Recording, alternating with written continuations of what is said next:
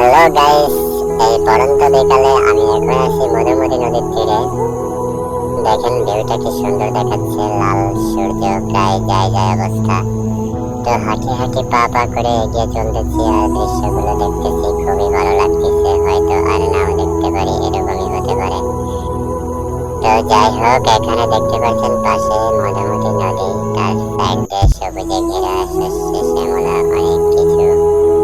আমার ডান পাশে রয়েছে অনেক বড় একটা চর, নদীর চর আর কি। এখানে সৌন্দর্যের শেষ নেই।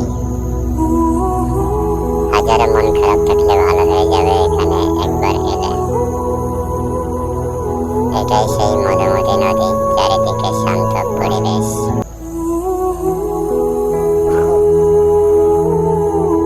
তো গাইস, আমি এখন আছি পাড়ে। দেখুন পাড়টা কত সুন্দর, অনেক মসৃণ। এই পড়ন্ত বিকালে ভিউটা আসলে অনেক নাইস লাগতেছে আমার কাছে। তো আপনিও চাইলে এখানে আসতে পারেন, খুবই সুন্দর একটা জায়গা, ঘোরার জন্য পারফেক্ট।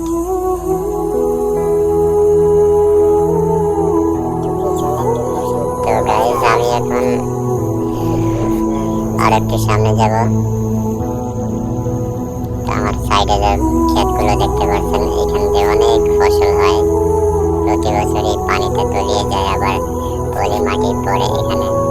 সেই সব মাটিতে অনেক ফসল হয় গাইস। তো আমি সমানে হাঁটতেছি। তো দেখুন লাল সূর্যটা একটু কাছ থেকে দেখাবো আপনাদেরকে, পুরাই কক্সবাজার মনে হবে। তো দেখুন গাছ একটা জুম করে দেখাচ্ছি।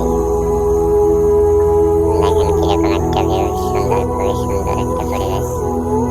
এখানে না আসলে আপনি বুঝতে পারবেন না। তো ওকে, বাই।